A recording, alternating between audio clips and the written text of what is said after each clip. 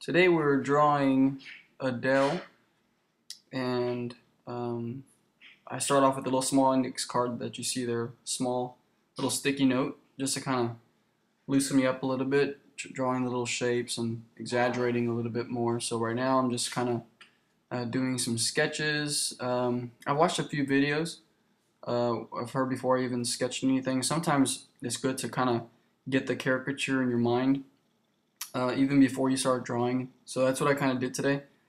So I had all the different shapes and what I wanted to do when I drew her, even before I touched the paper. So I looked up, a hand, a microphone, some different positions. So there's at least 4 or 5 different pictures that I'm looking at right now, even before I sketch out anything. So that's this sketch that I'm drawing right now, the caricature.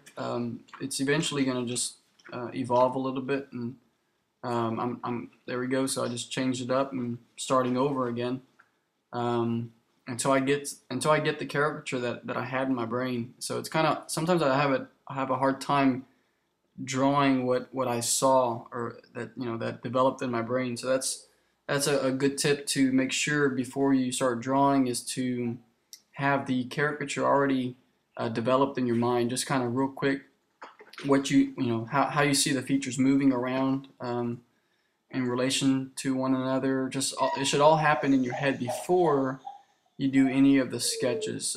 Sometimes it doesn't work out that way, sometimes it does, but in this case it did. When I was kind of watching some videos, I already had in my mind how I was going to kind of exaggerate her. And now what you're seeing is me trying to put that on paper. And I think this one I'm going to stick with. Yeah, I think this one I'm going to stick with. But I tried a few different times even before I start tracing it. What you see me here doing here, just kind of goofing off, just having fun, drawing some pig noses, and now I'm just kind of going back to the sketch. I might do that as a kind of break. I might step away and go walk around somewhere, take a shower, eat something.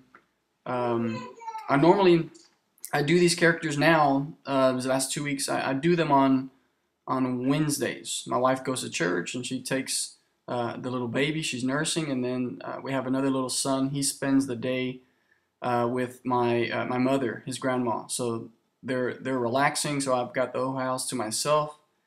So at this point, I'm just kind of trying to get a feel. I'm not satisfied yet, and I think this is the one that I'm going to stay with. I don't know it, but this is the one that I'm going to eventually stay with, I think. But there I am, kind of sketching. Oh, started over again. This is probably number 5, maybe. And so now I am sketching it again, going over the shapes really quick. By the way, this took about 3 hours when I uploaded all the different videos from my iPhone. It said it took about 3 hours. So 3 hours drawing minus the breakfast that I took a break to go eat, and the tea that I had, and the restroom break. So, but anyways, it took about 3 hours to draw and to paint. So maybe I would say maybe an hour of sketching. It normally doesn't take me that much. It doesn't take me a whole hour to sketch a lot of times. It takes me 15, 30 minutes. Sometimes, just like in this case, it took me about an hour to do just the sketches. Until I figured out, how I wanted to do it. Kind of like a foundation. If the foundation isn't that great, it doesn't matter how well you build the walls, how well you build the insides and all the upgrades in a home. If the foundation isn't that great, then all that's coming down. It's really not going to be worth much. So in the same way, when you're sketching, I really don't do any of the coloring, any of the final lines until I feel comfortable, I guess. Until I feel comfortable that the caricature represents her in a way that I had in my mind. I'll do the sketching and just until I'm satisfied, and once I'd say that's good likeness or whatnot, then I'll do the painting, and I'll add all the details and stuff. So the caricature. It must look like the person at first. That's the first thing. That's the most important thing. And then all the, icing on the cake, all the extra stuff, it's just, extra, and it's just good that, the technique is a good follow through. But in my opinion, just the most important thing is the caricature. Whether it's done in pencil, chalk, or any other medium, it's not really important. But the caricature itself, the foundation, if that's good enough, I would say that's important. But right now, again, that's what you saw earlier. Right now, that's what I was looking at. I was looking at a video on the bottom right. Then I've got a bunch of pictures that I'm looking at. Now I'm tracing it on the canvas, 11 by 14 canvas sheet. And as you can see the bottom lip, I kind of changed it. And of course, like the forehead you see up there on top, as I'm tracing, I'm also changing it up as I go. The hair, I'm not going to trace it exactly.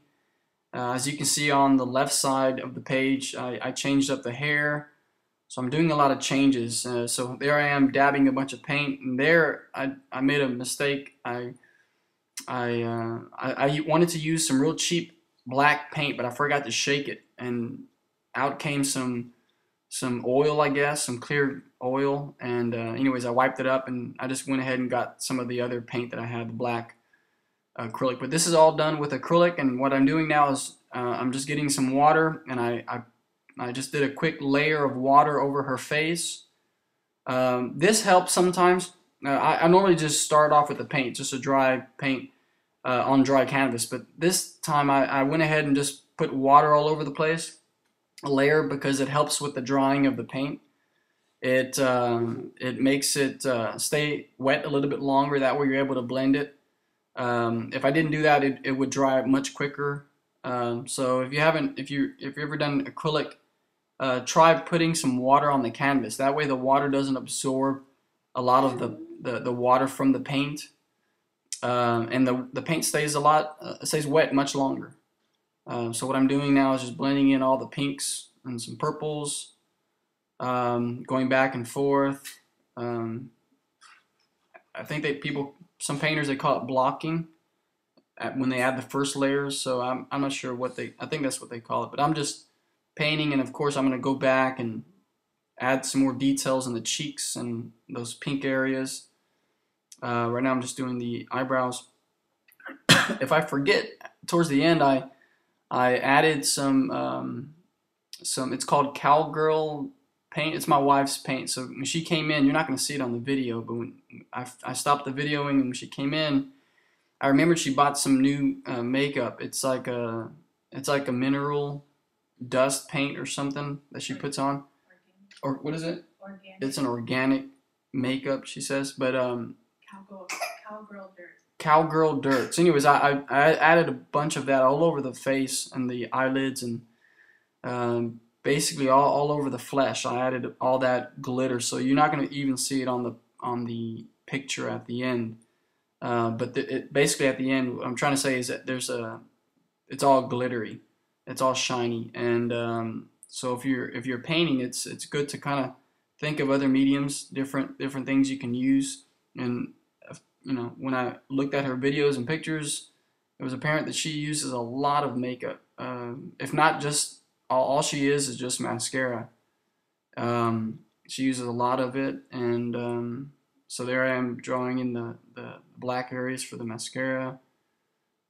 Just painting it. I've got a little small brush. It's really tiny.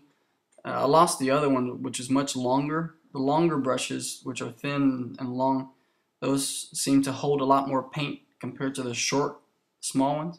I like the real long ones. Those are much better, but I can't find it. Maybe my son has it, but we're trying to move, so a lot of stuff is boxed right now. But so I'm adding some pinks right now.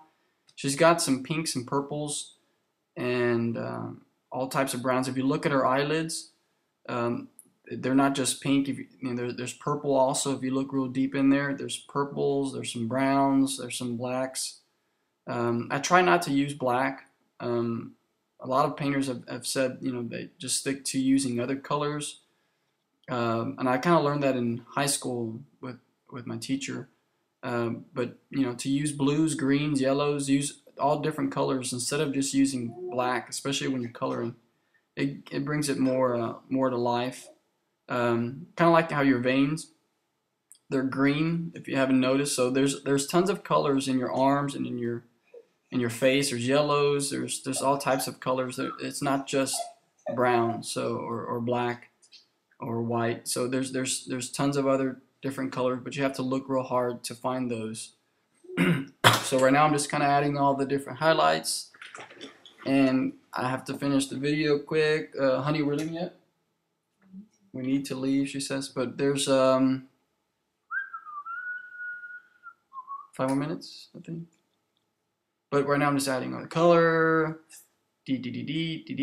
adding some flesh tones. But there's a good book if you ever want to learn how. I'm gonna do a video later. It's called The Mad Art of Caricature by Tom Richmond.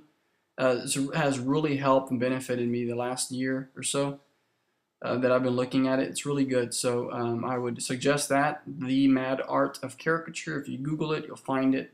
One of my inspirations, which kind of helped me start painting again, because I hadn't painted since high school, was an artist named Court Jones. And I saw his paintings online a few years back, and I just started painting a lot more because I was really inspired by his work. He does a lot of oil painting.